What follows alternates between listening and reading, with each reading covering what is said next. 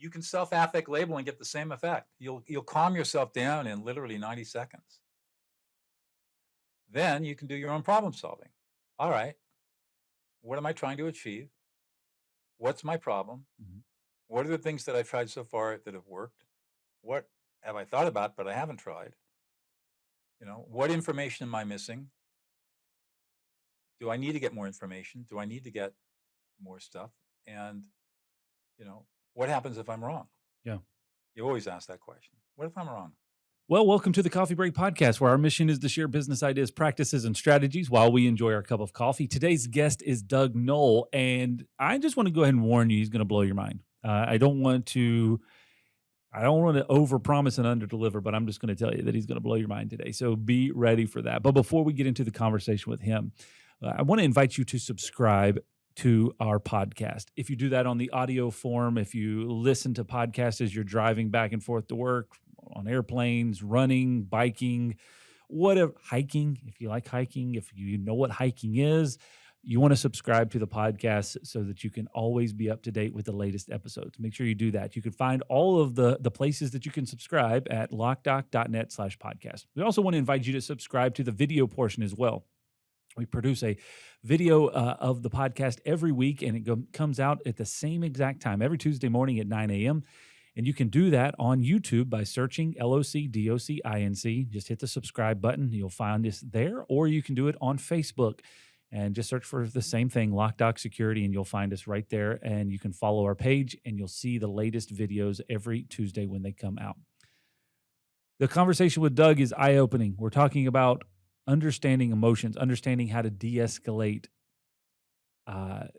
intense situations, peacekeeping, all of those types of things. It's a fun conversation. This guy's really interesting. Grab a cup of coffee and get ready for this conversation. We got so much to say. We got a podcast to make. We're sipping on lattes, and it's time for a coffee break. It's time for a coffee break. Oh, yeah. Doug, thank you for joining us today. Pretty excited about this conversation. We're going to be talking about peacekeeping and mediation, which I feel like as a business owner, as a leader in any type of a business, you get to operate on those skills at some level. And I'm going to say that not all of us are really good at it. So hopefully you've got some good advice and tips for us today. But if you deal with people at any level, I'm sure you've got some great practical advice for us today. So we'll jump into that. But before we do that, it's rapid fire. 5 randomly selected questions just to get under your skin with unknown point values. And then we will give you a score at the end. Okay. You ready? All right. I am. Question number 1. What are some things that you don't understand about the opposite sex? Not much. Mm. Not much. And I can elaborate on that if you want. Let's do it. I have studied human emotion for the past 25 years, the neuroscience of emotion, not the psychology of emotion. And once you begin to understand human emotion, you begin to understand how social conditioning and cultural conditioning causes people to react in various situations. And women and men are both emotional, but there are cultural rules that drive the display of emotion between men and women. And since men were not well educated in emotional competency, we men look at women and we see them become emotional, and it just becomes this confusing, chaotic mess. And oh my God, what do I do? But once you've been trained in emotional competency, you look at a woman who's emotional and you say, she's just being emotional, no big deal. And so it's not confusing at all. And so women are not confusing. My wife is not confusing. Today's our anniversary. I'm not confused by her at all. Sometimes she gets a little upset. So she's having a moment of upset. No big deal. Oh, I love this. This is going to be great. Okay. Question number 2. What have you recently realized that you've been doing wrong? What I've been trying to do is teach people these foundational skills, thinking that people are really motivated to learn them. And finally, I've come to the recognition that we live in a microwave society. People are not patient with true learning in the way that I am, and perhaps people my age are, where you learning is a real adventure and you really get into it. People want to be spoon-fed stuff. Mm. So this is a big mistake I've made in my marketing. And so I'm going to completely change the way that I present my material and make it super fast and super easy and see what happens. Oh, that's intriguing. That's deep. Yeah. And so true, because a lot of people, well, the only way you're going to learn this is if it's you invest the next 10 years. Oh, that's too much. I'm not doing that. I'm not. Right. Or What, even the next 3 hours. yeah. What you got in 5 minutes? What have you got in 15 seconds? You can tell me. That's right. Okay. And of course, there's nothing of value that you can learn in 15 seconds.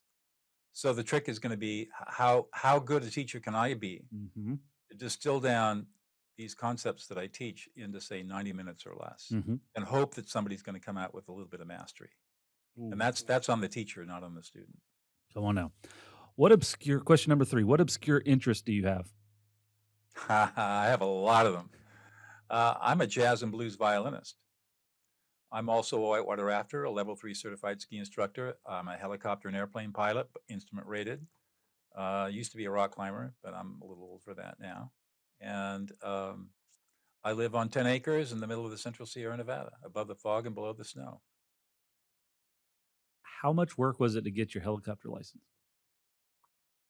After I learned how to hover, it was really easy. Hovering was a little, because I learned how to fly a helicopter after I learned how to fly an airplane. And a helicopter is an airplane once you learn how to hover. Yeah. Well, not exactly. You got to learn. The helicopter training it took me about 8 or 9 hours to learn how to hover. 5 different controls. You learn one control at a time, and it's eye-to-hand coordination. Mm-hmm. Once you hover, then it's learning how to take off and land, which is basically like flying an airplane. And then the rest of the training is all emergency procedures. What happens if this breaks? What happens if this breaks? And the emergency procedure is a little scary. Yeah. Because you kind of drop out of the sky pretty fast. Yeah, I watched a video. don't- I watched a video about a guy that was working on getting his license, and he was talking about that, where you had to do the anti-rotation. Auto rotation. Auto rotations, and you do a straight in auto rotation, you do a 180, and then you do a 360. And basically, in the helicopter I trained in, which is a Robinson R22, what you see at your feet is where you're going to land. Mm-hmm. But it's not a crash. It's a control landing, and if you do it right, nothing's damaged, assuming you can find a small flat area to land in.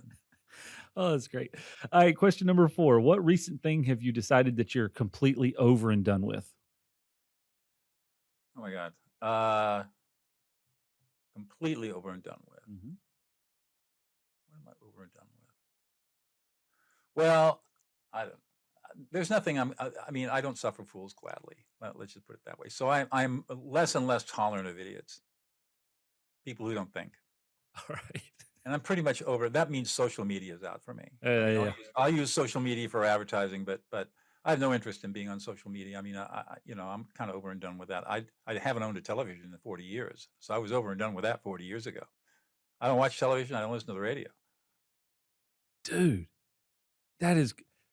you haven't owned a television over 40 years. Right. That's incredible. That is incredible. Okay. Last question, number 5. This is a great rapid fire, by the way. Question number 5. What uncommon thing would you like to see become more common? I'd like people to learn how to listen each other into existence, which is what I teach. I've seen more change in human beings, more peace, ending fights and arguments forever, if people would just learn how to listen each other into existence. I like If we it. did that, everything else in the world would change. Doug, I'm going to give you a score of 1,400. This incredible rapid fire. Congratulations. So, okay. So helicopter pilot, haven't had a TV in 40 years. That's an incredible, you should just lead with that. Hi, my name is Doug, and I haven't had a television in 40 years. Well, I was born with a lot of disabilities too. I was born nearly blind, crippled, deaf, bad teeth, left-handed. I didn't exactly. I love how you add left-handed in there with all of those other things. Well, in the 1950s, I couldn't walk until I was 3, and I was born into affluence and privilege, but my parents didn't know how to deal with me. And you go to these camps and have all these coaches, and they didn't have the patience to deal with somebody like me. They're all right-handed, and not only was I left-handed, but I was also couldn't run for crap and, could barely see. And they didn't have the time for me. Hmm. Nobody had any patience for me. So you've really worked through. So how is your eyesight now? It's great. Oh. I had, I had really thick glasses as a kid. Finally, in the 4th grade, somebody took the time to check my vision and found out what the problem was. They gave me Coke bottle glasses, another buzzkill for the girls. So my social and emotional life as a kid was horrible. But then, contacts came along. I started wearing contacts, and that helped. And then all of a sudden, RK surgery came along, and that changed everything. I had RK surgery in both eyes, and that was like a miracle. And then about 10 years after that, I had to have LASIK, and that was a miracle. And then 4 years ago or so, I had cataract, new lenses put in for cataracts, and my vision's incredible. Oh. So, but you're also left-handed. I'm left-handed, but I play violin right-handed. Naturally. I mean, who doesn't? Who really doesn't?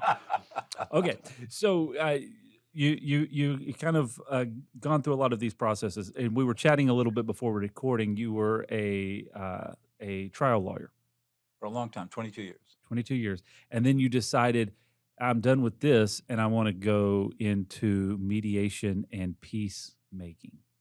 Well, it was a little more. It was a long journey, but I decided that I wanted to be a problems. I had an opportunity on a river trip to think about how many people I'd really served as a trial lawyer, and I could only come up with 5 clients that I thought I'd really helped after trying hundreds of lawsuits. And I decided I'm not going to do this anymore, but I didn't know what I was going to do. So when I came back after that trip and drove down out of the mountains to my office, I heard serendipitously the one and only public service announcement for a new master's degree in peacemaking and conflict studies. In those days, I did listen to NPR on the radio. I don't anymore. And so it was a new master's degree being offered at Fresno Pacific University. And so I ultimately enrolled and learned how to be a peacemaker.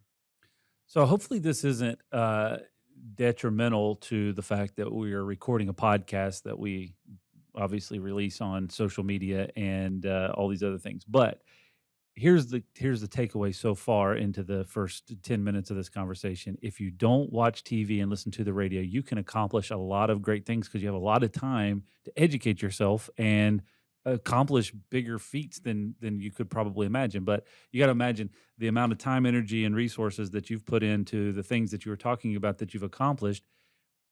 A lot of us saturate our time with sitting in front of a television, and we could accomplish the same exact things, but we've dedicated our time or prioritized our time to those things. Exactly correct. That that's a perfect insight. I don't watch television or listen to the radio because I want to accomplish far many things. And I've done more things in my life than most people accomplish in 3 lifetimes. Yeah. Simply because I don't waste time on television, social media, or radio. I'm not as strict about it as I once was, but years ago, and I want to say probably close to 15 years ago, I kind of woke up one morning and was like, I spend way too much time in the evenings sitting and on the weekends sitting in front of this television. Cable, you're just constantly changing the channel. I know you don't have TV, so there's this thing called cable that they feed a bunch of channels into your television. I think I know what cable is. Anyway, you just constantly changing channels, and I was like, what is life? Like I'm wasting all of this time, 2 hours a night. I'm sitting here, and what could I be accomplishing? And we just literally cut the TV off, turned off the cable, and we didn't have cable television for several years, and we lived a healthier life because we were exercising. When I came home from work in the evening, I was able to put my time towards hobbies and side hustles. Was able to exercise, walk, run, do all those types of things. It changed a lot of things in life. Now, I'm not as dedicated to that as I once was, and I often think about it. I wake up oftentimes in the weekend and go, we're wasting way too much time in front of this thing. Like, just get rid of it. But then I sit there and watch the show. But anyways, so yes, I just totally agree. That's a very interesting concept, how much you could grow yourself personally, personal development, if you just eliminate some of those distractions that aren't really adding value to your life. Or think about this. So typically on a given usual day, I'll usually quit doing work. It's already not work. I quit doing some fun stuff Mm-hmm. and pick up my violin, Mm-hmm. and I'll practice and play for an hour. And then at 6, usually that's about when my wife's done with her stuff. We both work from home. Mhm.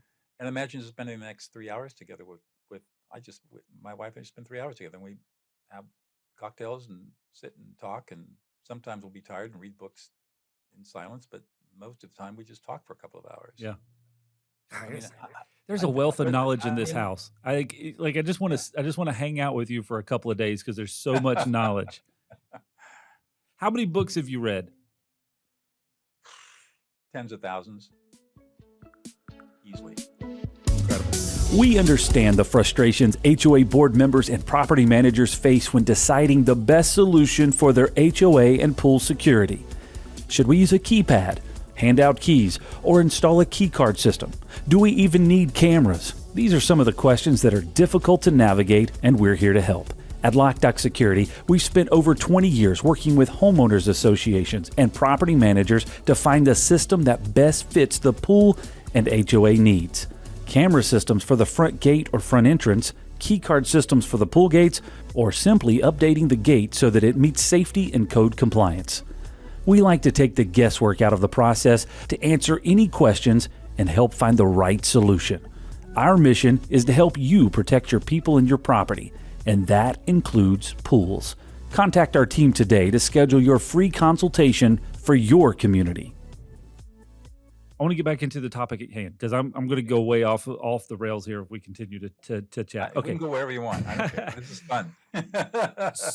So as a business owner, oftentimes I come into situations where I have two people that are having conflict with each other, or this person aggravates this person, or these people aren't seeing eye to eye, or maybe people don't see eye to eye with me and there's conflict that happens.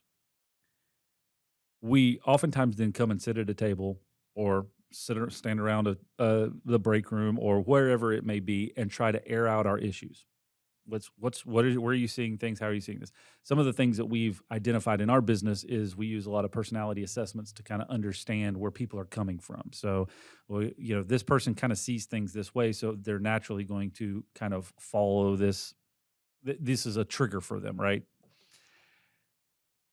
When you're working with people to resolve a conflict or to bring peace to a situation, like what are the common things? Because I need this in about 30 seconds that you're gonna have to give me this little nugget. But what are some things that you see that are common issues when it comes to trying to bring peace between two parties or three parties? Because there's obviously the conflict, there's the aggravation, the annoyance, whatever it is, big or small. Is there commonalities in those situations? Yes. To the trained eye, conflict and conflict behavior. To the trained eye, for example, myself, the human repertoire of conflict behaviors is extremely limited. To the untrained eye, it looks like complete chaos and confusion and craziness. But to me, it's totally predictable, totally understandable, and easily diagnosable. And anybody can learn these skills. So the rule, de-escalate and then problem solve. Do not problem solve until you've de-escalated. And the mistake that everybody makes is they go to problem solving first. They try to solve the problem before they've gotten people calmed down. Mm-hmm.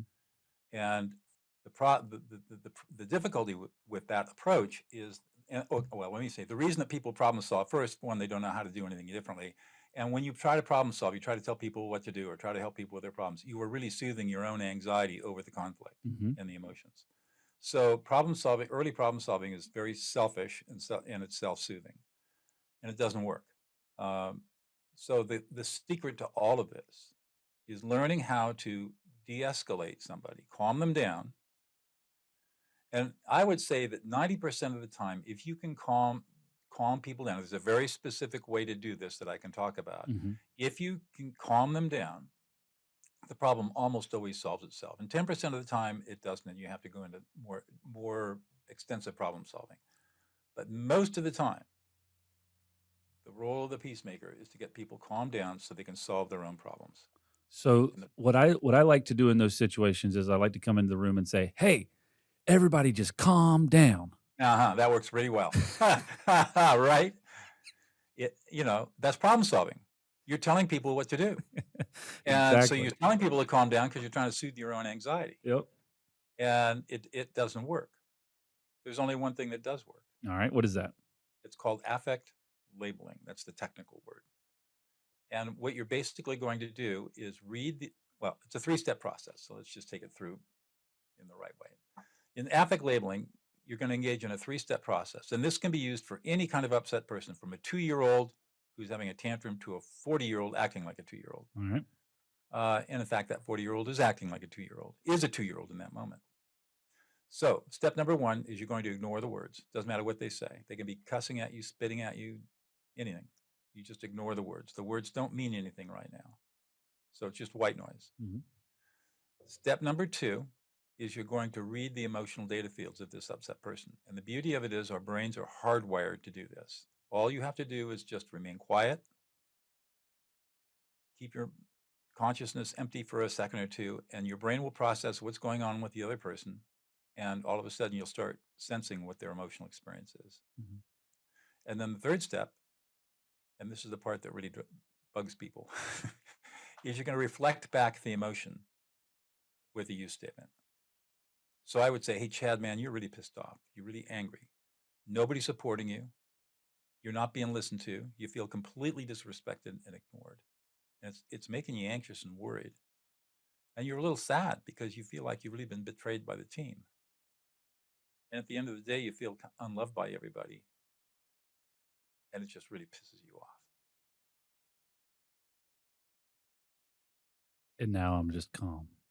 And now you're just calm. It takes about that long. Mhm.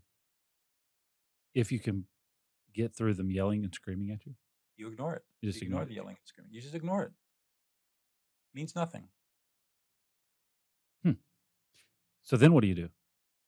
Well, then you watch and see what happens. And you're looking for 4 involuntary responses. You're looking for a nod of the head.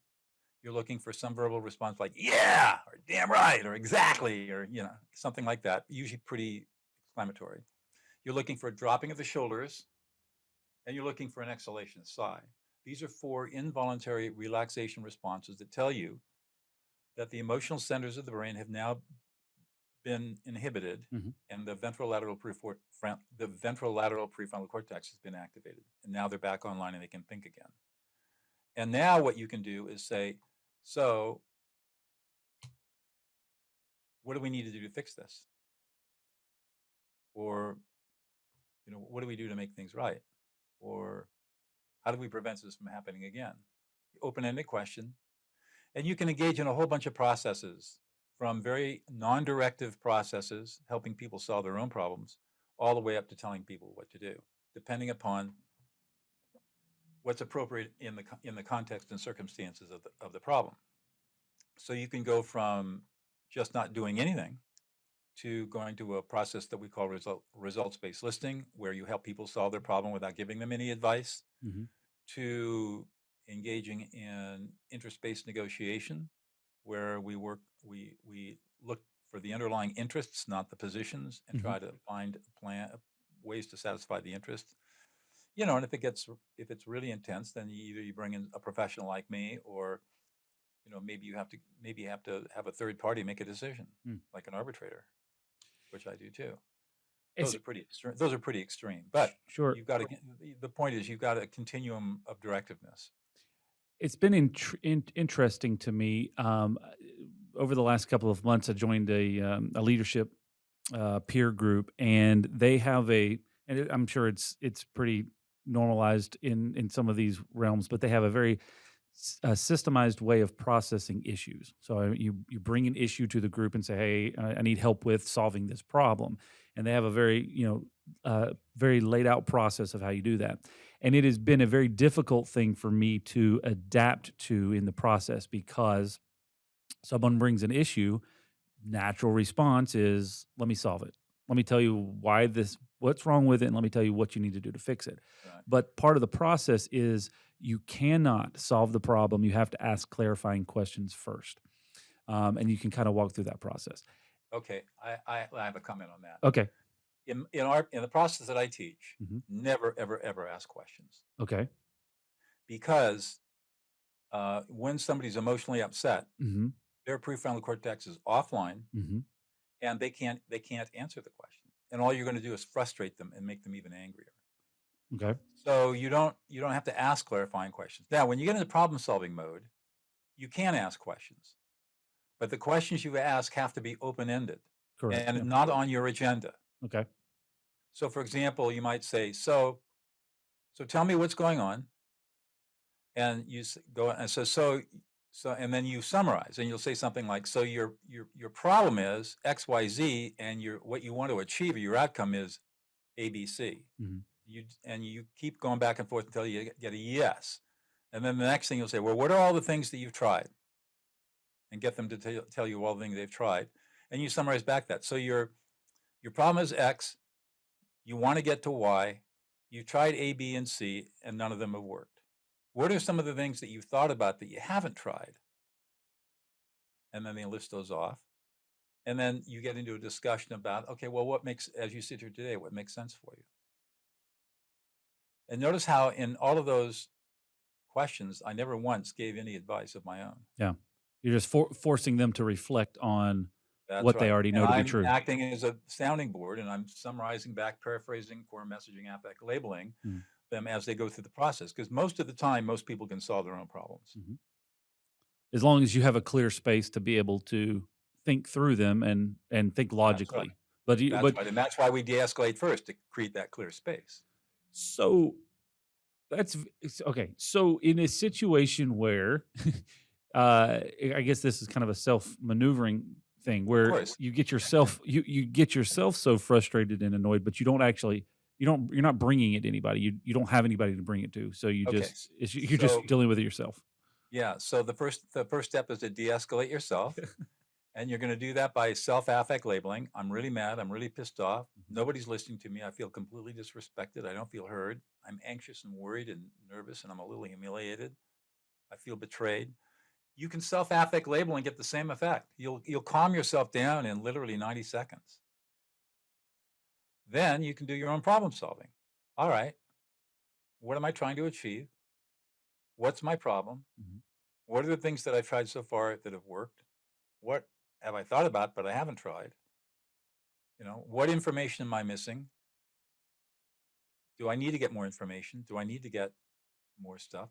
And, what happens if I'm wrong? Yeah. You always ask that question. What if I'm wrong? Can you copy this key? That's a question we get asked about 3,422 times a year. And how can you actually be sure that the person who asked that question is supposed to get a copy of that key?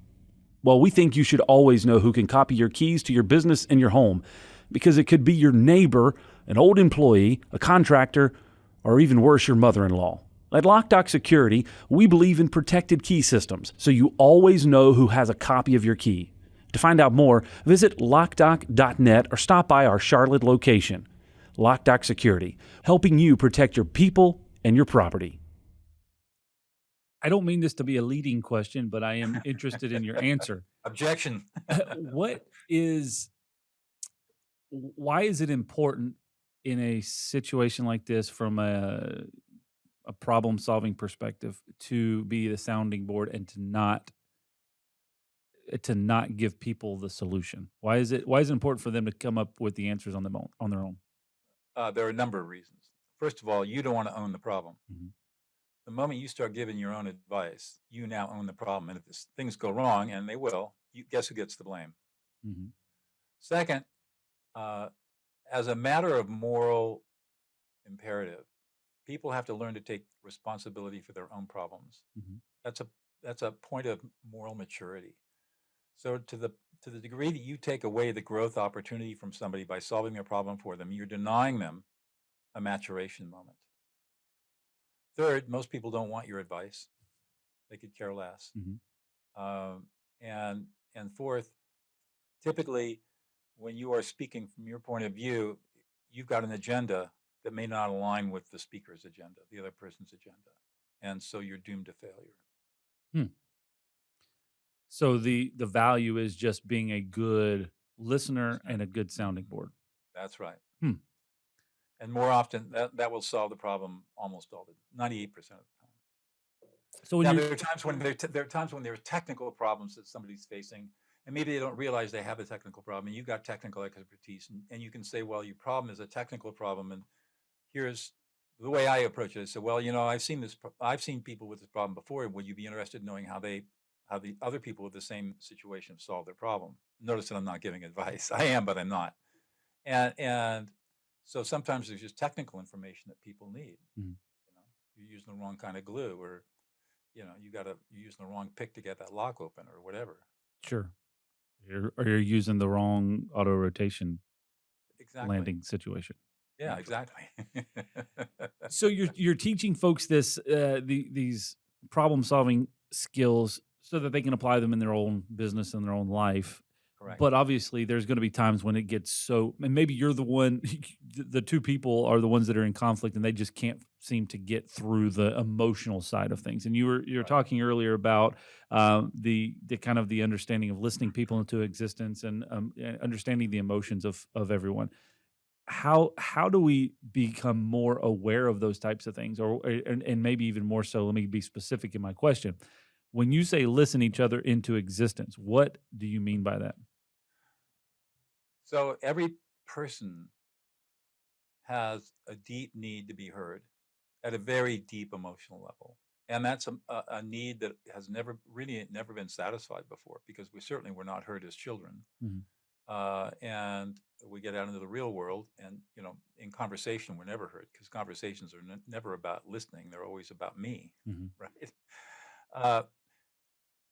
And what I've learned is that when you listen to people very deeply, particularly using core messaging and affect labeling, they feel deeply, deeply validated. And I came around to this idea of listening others into existence when I was working with some middle school teachers, teaching them some of these skills so they could have better classroom control and validate and calm their kids. And I'd had these teachers in what we call a listening peace circle that I've created. And in the circle, in order for you to speak, you have to validate the person who spoke before you by deeply listening to them at an emotional level. And when we were down that circle, the administrator who was in charge of this program, who had participated in this circle, had tears in her eyes. And she was in her late 30s, and said, that's the first time I've ever been listened to before in my life. I've always been ignored and disrespected and completely invisible. And this is the first time I really felt listened into existence. And that's when the light bulb went on.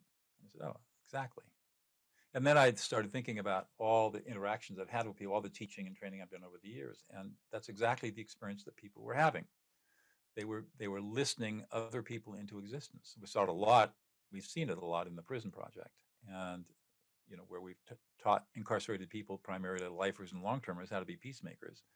And they tell us story after story after story of how they've listened others into existence and gotten tremendous transformative results out of that. And that's the process. When you say listening to others into existence, is just listening and validating what they're saying at an emotional level. So give me an example of this. Well, let me tell you a story. Okay. I can probably illustrate it best by a story. So this is one of probably the first story that came out of the Prison of Peace Project. Laurel and I were working at Valley State Prison for Women in California, which at that time was the largest, most violent women's prison in the world, training a cohort of 15 women. In week 5, we went into the room where we were doing the training, and one of our students, Sarah, had come early, and she was sitting in the corner quietly sobbing. And this was unusual. So we walked over, and Laurel knelt next to her and said, Sarah, what's going on? Open-ended question. Mm-hmm. And she said, and she never told us this before, but she said, well, I've been in prison for 18 years. I am in prison because I killed a family of 4 as a drunk driver. And out of that accident, there was not a scratch on me. And I was sentenced to 25 years to life. I had to give up my 3-year-old son to my sister to raise. And I've written him every week for the last 18 years and never heard back from him. And he won't talk to me on the phone. And the only way I know how he's doing is by my phone calls with my sister. Earlier this week, I decided to write him a letter along the lines of what you both have been teaching us about how to listen to emotions. And I imagined all the emotions he must have been feeling over all these years. He's 21 now, about his mother who completely abandoned him and was never there for him and is now serving a life sentence in prison. Today, I got a letter from him. First letter I received in 18 years. And he was very angry, which of course he had the right to be. But at the end of the letter, he said, "Mom, I love you. I'm bringing my girlfriend and we'll come visit you in 3 weeks." And then she started crying again. And I was thunderstruck, because right there was the evidence that what we were teaching was so powerful. And all she did to end the estrangement between her and her 21-year-old son was to listen to his emotions, not make it about herself, not talk about herself, but just take the time to reflect how he must have experienced life without her for 21 years. And that's all he needed from her. He just needed to be heard at a deep level. I think that's something in everyone's life that we all have huge space to do better is whenever we interact with people, and because life is so busy and we have to hurry because we got to get home and watch television, that we don't take the time to listen to people. And so somebody says something and it's react quickly and not actually understanding what the where the context is coming from or what the emotions are behind it. And that's it's very eye-opening, especially through that story. Is I'm trying to put myself in those positions where I'm having conversations with people either in our organization, maybe it's a customer, maybe it's family, that you're constantly, or I'm constantly trying to drive the whatever the agenda is in my mind, the thing that needs to be done, versus understanding where that person is, what emotions they're processing, and why it matters to them. And That's right. I think that's probably a big thing that anybody that's listening to this right now, that's an area of improvement that they can actively work on today. Here's the beauty of all this, Chad, is that it costs nothing to do this. Yeah. It costs you nothing. And you can spread peace and love and validation in the world around you, make little ripples in the pond of peace with no effort, no cost, nothing. All you have to do is learn how to do it. And I had a group coaching session during the pandemic. I was working with a group of people, and I said, all right, what you're going to do this week is you're going to go out where you live and you're going to walk around the block or walk around up and down the street where you live. And whenever you see a neighbor, especially a neighbor you don't know, you're going to maintain social distance. You're going to say, "Hey, hi, how you doing? I'm Doug. I live down the street. How you doing in the pandemic?" And then you're going to just reflect back their emotions until you get the 4 unconscious notes. And they did that, and they said it was the most amazing experience they could possibly imagine. Yeah. People were so grateful that a neighbor stranger took the time to deeply listen to them in this time of stress. Yeah. And that's all we have to do. Yeah. You end fights and arguments forever. You really do.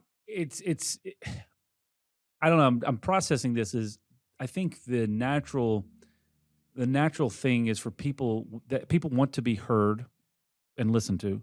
And I believe that people want to listen and connect, so on both sides of a situation, people want to connect, like that's part of community. But I think that there's lack of education in actually how to get there, because That's right. we're also so busy that you're in that passing mode. You're walking down your neighborhood and you say, "Hey, how are you doing?" And they say, "Fine." And we keep on going. And that's the interaction.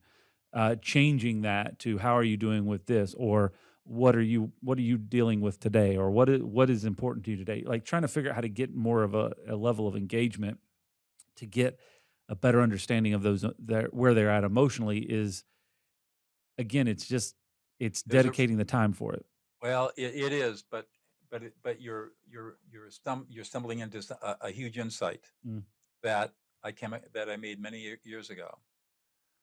And that is that why is it that we don't do this? Well, there's a very profound reason why we don't do this, and that is that we've been lied to for 4,000 years. We have literally been lied to by philosophers and theologians. We've been told that what makes human beings different from other species of animals is rationality. Mm. That is a complete lie. There is no science to support it, and it has caused more abuse, more mental illness, more violence than any other single thought that humans have come up with over the last 4,000 years. The truth of the matter is we are 98% emotional and only 2% rational. Mm. We can't make a decision without being emotional first. Mm-hmm. Every decision we make is an emotional decision. Now, we can justify it and explain it away using rational, critical thinking and rational processes, but the decision itself is an emotional decision. And once you get that insight, then you begin to realize why it is that we don't listen to emotions, because we've been programmed from birth to look at emotions as weak, Mm-hmm. as making you vulnerable, as being irrational, as being bad, not making you tough. It's all bullshit. And it's extremely abusive. And once you overcome that and start seeing your fellow humans as emotional creatures, everything changes. Everything changes. The judgment goes away, the criticism goes away, and you begin to see people with compassion, emotions. And you start looking at people from the lens of emotion. Oh, this person's experiencing loneliness, anger, and frustration. And now you can work with that. Political polarization. It's all about emotion. Mm-hmm.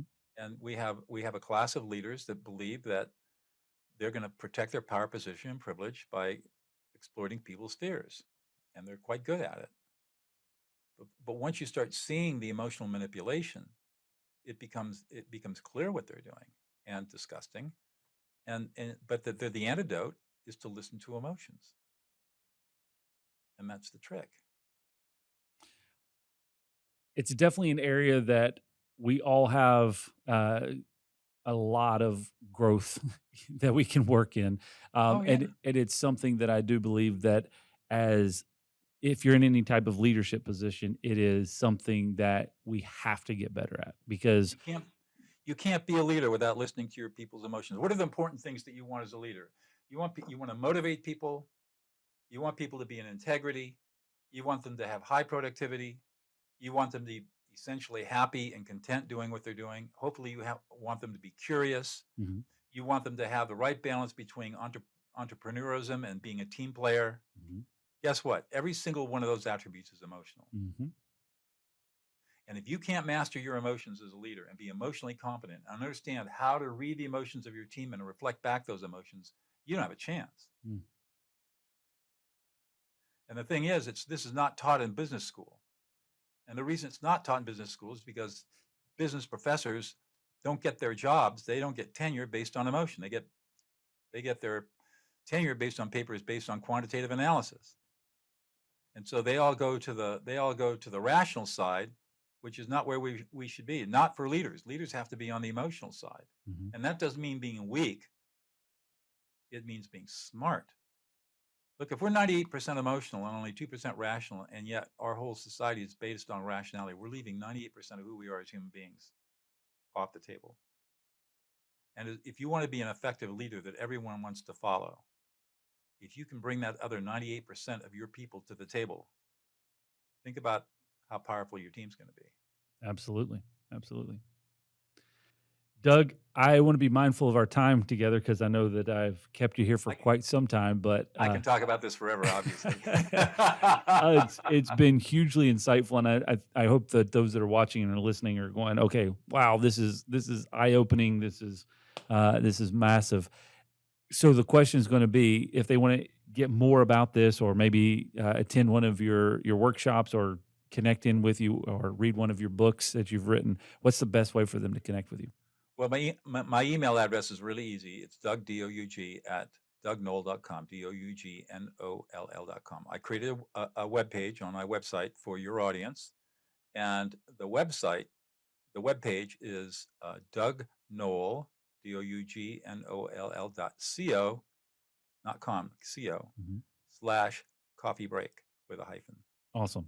Coffee break. There you go. So there you can go check that out and stay connected and learn more about this, because this is my mind is kind of processing 1,000 things right now, but this is this is very impactful for, I think, for me personally, but just overall for any organization that were to implement these tactics. Doug, thanks again, man. It was such a blast to chat with you today. Makes me want to go get my helicopter's license and throw my television out the window. Thank you for joining us today. Make sure you subscribe on something that's not a television, and make sure you connect with us, because we want to learn and grow together. We've got a brand new episode every Tuesday morning at 9 a.m., and I'm excited to share them with you. So make sure you're subscribed so you don't miss a single one. We'll see you next time right here on the Coffee Break Podcast.